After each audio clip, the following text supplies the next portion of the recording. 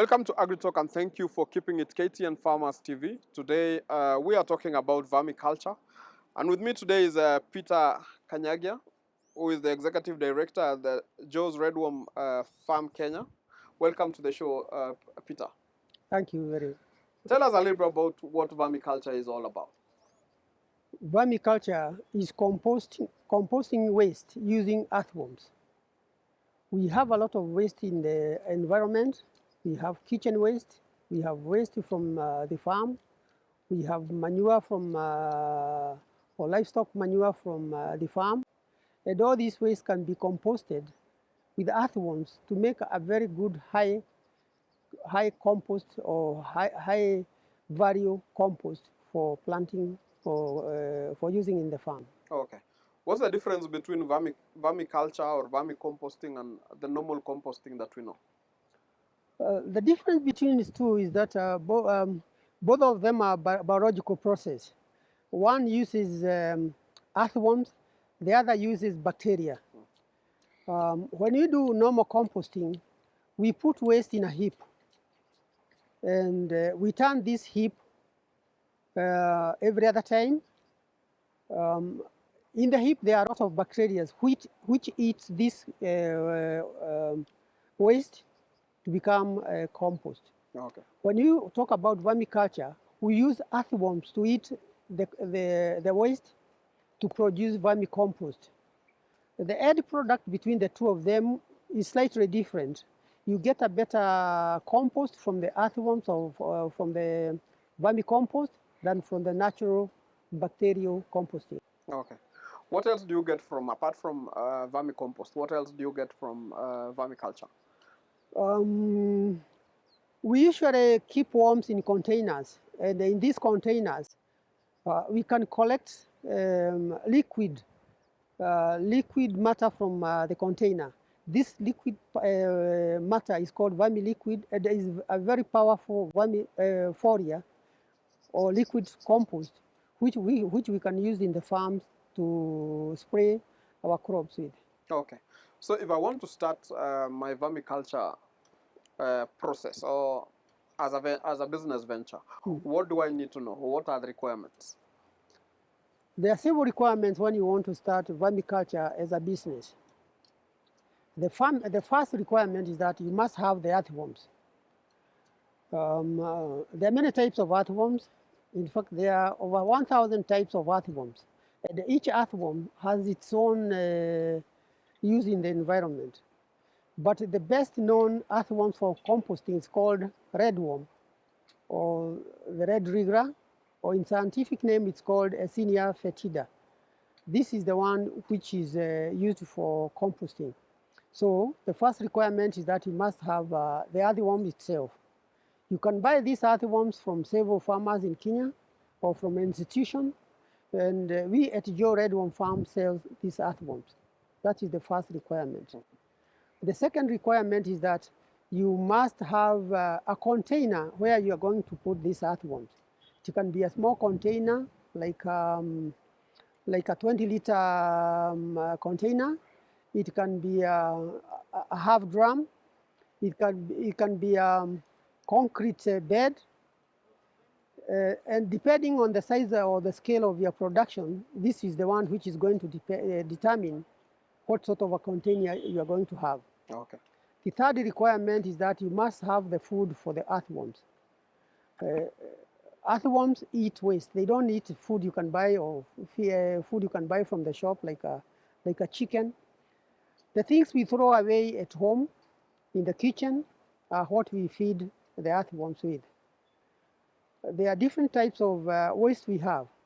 One, as I have said, the kitchen waste. We have farm waste. We have weeds from the farm which we throw away. When we are digging in our farms or weeding, we remove weeds, and these weeds can be used to give to the earthworms. We have all types of manure. Livestock manure, we have manures from the cow, from the goat, from rabbits, from the chicken. All these can be fed to the earthworms. So we have quite a lot of food we can give to the earthworms. Okay. So having now the food, we need to put this container in a place where there is no direct light and no rain. Now, on the container, the earthworms must be covered with something like a gunia, because earthworms do not like light. They hide from the light. So wherever we put the earthworms, we must cover it with something so that there is no direct light. Mhm. We also don't want rain to get inside here, because it can spoil the environment. Too much water can kill the earthworms. Finally, we need to put this container in a structure. If it's have a drum, we can put it in a structure where we can be able to put it up so that we can be able to collect the vermiliquid. So those are the main requirements to start vermiculture. Okay. Let's say I have a half an acre. How much waste do I need and how many earthworms do I need? Now, if you want to utilize your half acre, what happens is that you cannot buy enough earthworms to compost all your waste. The first stage in vermiculture is that you buy earthworms, you multiply them to the level where they'll be able to work for you. If you are talking about half an acre, you might require, let's say, if you start with half plastic drum, each half plastic drum requires 5 kg of earthworms. Each kg of earthworms we sell at 2,500. So 5 kg is 12,500. So 1 unit will cost you earthworms worth 12,500. You also need to buy the half drum, which is about 1,000 shillings, the structure. So with about 15,000, you can start with one half drum. Mhm. Now, one half drum might not be enough. So what we say is that you multiply this half drum, and within 3 to 4 months, you can have several other half drums. In fact, we say if you start with one half drum, in 3-4 months, you can have 4 to 5 half drums. Where now you'll be able to compost enough waste to get compost to start your half acre. Okay. Does space matter when starting vermiculture? Space actually does not really matter, because we use vertical space to put the half drums. So with a very small space where you can put the half drums, you can compost a lot of waste.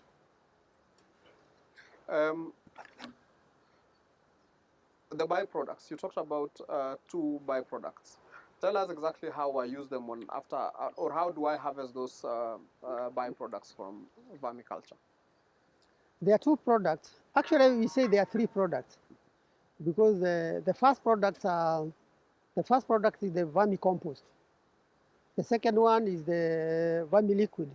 The third product is the earthworm itself, because you can sell these earthworms. You can feed these earthworms to your chicken. You can feed these earthworms to your fish if you are keeping fish. Now, the vermicompost, you apply it when you are planting. The vermiliquid, you use it as a foliar. So at the planting stage you use the vermicompost. At the growing stage, you use the foliar to add more nutrients to your plant. Now, when you are keeping chicken, you can be harvesting these earthworms regularly to feed your chicken or to feed your fish. Okay. So in terms of how long does it take the earthworms to convert whatever waste that I've used or I've fed them to either vermicompost or vermiliquid? As I have said, you need enough earthworms to compost. So once you have multiplied your worms to a level where they'll be able to compost for you, it can take 1 to 2 months to convert the waste into very good, high quality compost. So we can have 2 stages. The first stage is to multiply the worms to the level where they'll be able to work for you. Then you can start composting. The first stage for multiplication takes 3 months. Then composting is a continuous process. And every 1 or 2 months, you can harvest your compost. What is the cost of now this vermicompost, and what is also the cost of the vermiliquid? When you are selling, we sell the vermicompost at 50 shillings per kilo. Vermiliquid, 100 shillings per liter. These are the selling prices. Okay. So for those who are watching us now and they're thinking they would love to start this venture or this business, where do they get all this information? If they feel the information we're giving them now is not enough, where else can they go to get some of this information? There are two ways of getting any information on farming. One, the easiest and the easiest way is going to the internet and learning. But in the internet, there are a lot of, you might get confused because of the information. There's so much information that unless you know how to sieve this information, it's better you go to somebody who can actually give you this information direct. We at Joe Redworm Farm train farmers and regularly. We have farmers who want to buy earthworms. We train them first so that they know how to keep the earthworms and how to compost the waste, how to harvest the compost, how to use the foliar in their farm. And we also train or mentor students from universities who are doing agricultural courses. They come to our farm for the actual practice to see how earthworms work. Okay. So there's a lot of training. We can give a lot of training. Okay. So where can they get these worms in the first place? Because you say you have to start by buying the worms. Joe Redworm Farm is located at Ruaka, which is in Kiambu district. We are on Rimuru Road, and we sell these earthworms. You can also buy earthworms from other farmers, but we ourselves, when you buy earthworms, we train farmers free. So after buying the earthworms, we train you free, so that when you go back, you'll be able to do a good job. Okay. Are there other countries that have been using this kind of technology of vermiculture? We can say in East Africa, Kenya is where we have a lot of people doing earthworms. Myself alone, I've been able to export earthworms to almost every country in East Africa. I've started a lot of farmers in Uganda, Tanzania, Rwanda. Otherwise, earthworm farming or vermiculture is practiced worldwide. Mm-hmm. Yes. We've seen the reintroduction of the 4K clubs in school.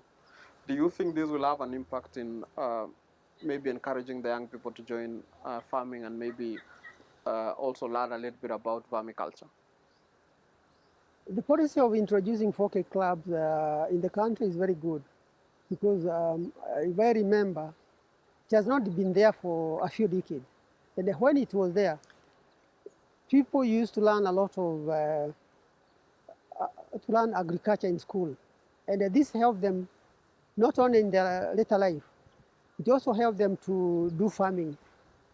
Now, if we do the same now, introduce these 4K clubs, we are going to train our children the value of farming, the value of eating organic things, the value of having a career in farming.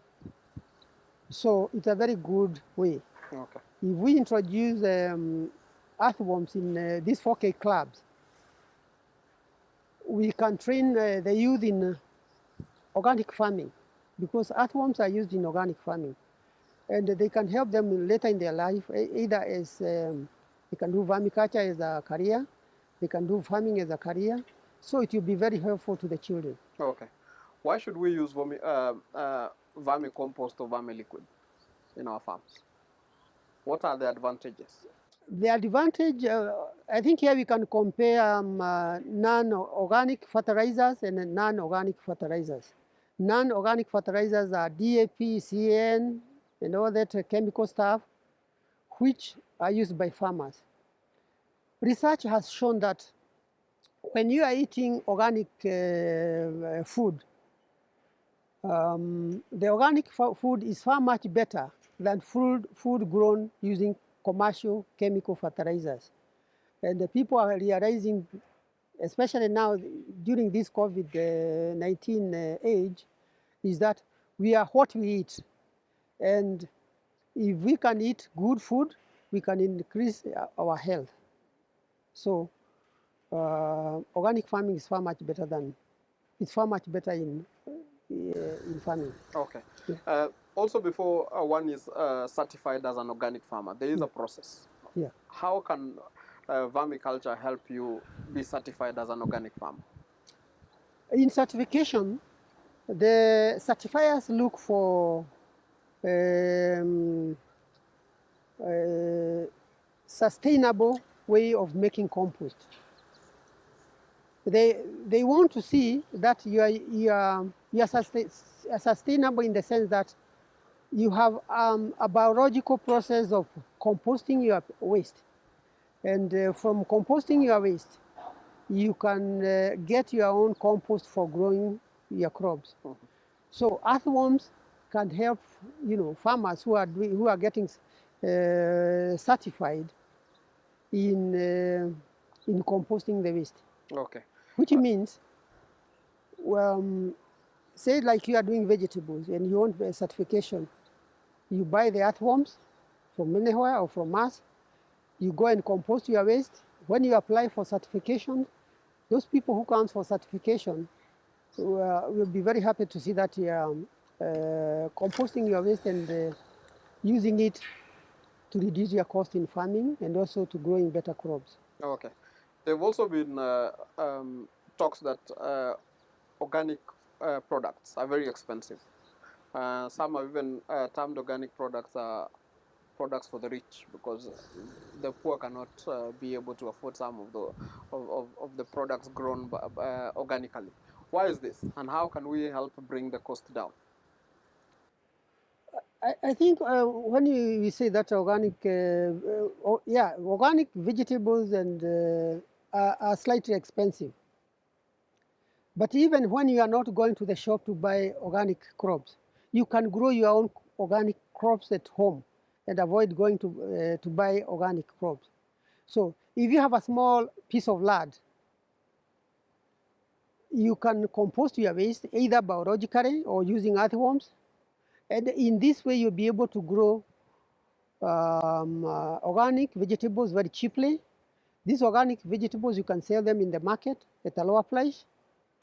Otherwise, I don't think it's, we can say they are expensive. No. Now, good things are expensive. So if you want to have a better health, you should be able to pay a premium to get a better health for yourself and for your family. So you can actually not put actually a price on health matter. Okay. So that's why we talk about the it will help reduce the cost of medication. Good, because a better, a good health, with a good health, you'll be able to live better. You'll not get a lot of diseases, and as you say, you are reducing the cost of going to see doctors and things like that. Okay. Actually, people say that you never, a lot of Asians do not get these small diseases which affect a lot of people, colds, because Asians eat a lot of vegetables, a lot of organic things. They eat, they don't eat, processed food like other people. A lot of rich people think that processed food is good, but processed foods are not good. Okay. Why the red worm and not any other worm? There are many types of earthworms.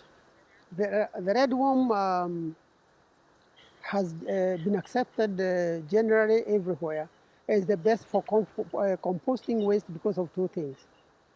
They multiply a lot, which means when you buy the earthworms, they can multiply. Secondly, they eat their own weight every day, which means with a lot of earthworms, you can compost a lot of waste. Mm-hmm. Thirdly, they eat things which we throw away, like kitchen waste, weeds from the farm,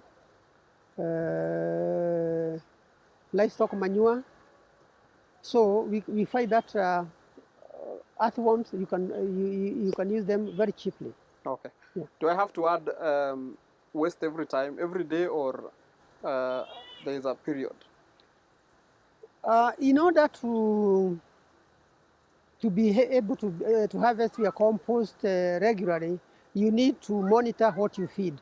So we usually feed the earthworms every 2 weeks or every 2 months, depending on the type of food. Okay. There are some foods which they eat quickly. There are some other food which it takes longer. Things like vegetables, fruit waste, they can finish within 2 weeks. Livestock manure can take time. They can take between 1 to 2 months. Okay. So depending on what you feed the earthworms, um, then that's how your feeding program will. Okay. Okay, let's take a short commercial break.